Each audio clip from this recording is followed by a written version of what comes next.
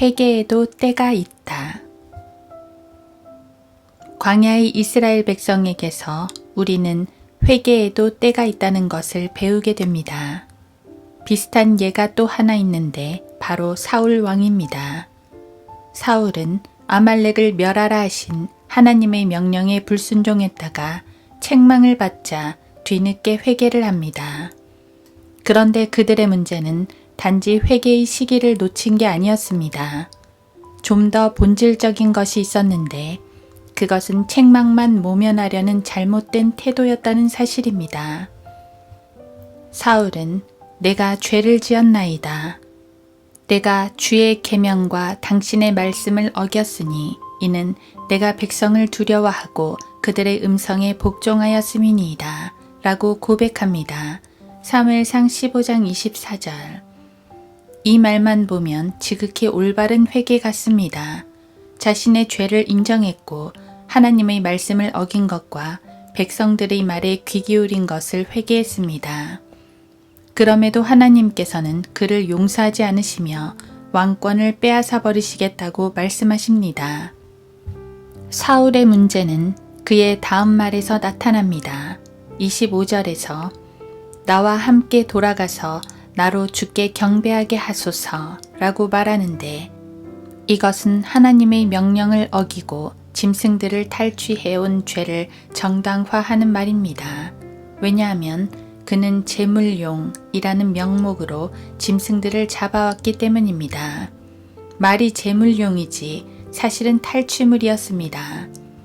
입으로는 회개했지만 탈취물들을 포기할 생각이 없었던 것이지요. 30절에서는 그의 악한 마음이 더 드러납니다. 그는 내 백성의 장로들과 이스라엘 앞에서 나를 존중해 주시고 또 나와 함께 돌아가서 나로 주 당신의 하나님께 경배하게 하소서 라고 말합니다. 백성들 앞에서 자신의 권위를 인정해 달라는 것이지요. 그것도 제사 행위를 함으로써 하나님께로부터 받은 권위임을 보여달라는 것입니다.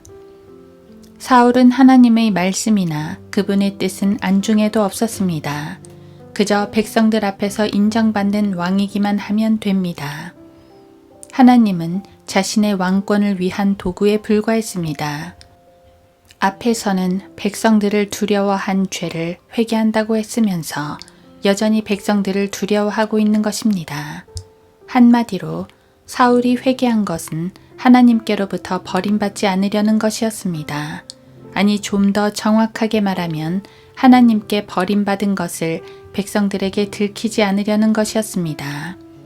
물론 회개라는 것은 심판을 면하기 위해 하는 게 맞습니다.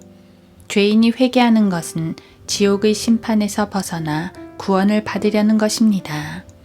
성도들이 수시로 짓는 죄들을 회개하는 것도 징계의 심판을 면하기 위함입니다. 하지만 우리의 회개는 단지 심판 모면용이 되어서는 안 됩니다. 그보다는 죄 자체에 대한 혐오가 있어야 하며 죄를 지었다는 사실 자체에 대한 통회가 있어야 합니다. 하나님의 뜻을 벗어났다는 것 자체가 얼마나 큰 죄인지를 인식해야 하는 것입니다. 단지 징계의 내용 때문에만 두려워해서는 안 됩니다. 징계의 내용과 그 정도만 신경 쓰는 사람은 징계가 다소 가벼울 시 죄를 무시하게 됩니다. 그리고 회개하고는 또다시 죄로 달려가게 되지요. 사울처럼 진정으로 하나님을 두려워하지 않는 사람입니다. 진정한 회개는 마음으로부터 주께로 돌이키는 것입니다. 그런 사람에게 주님은 한없는 자비를 베푸실 것입니다. 그런 성도를 주님은 사랑하십니다.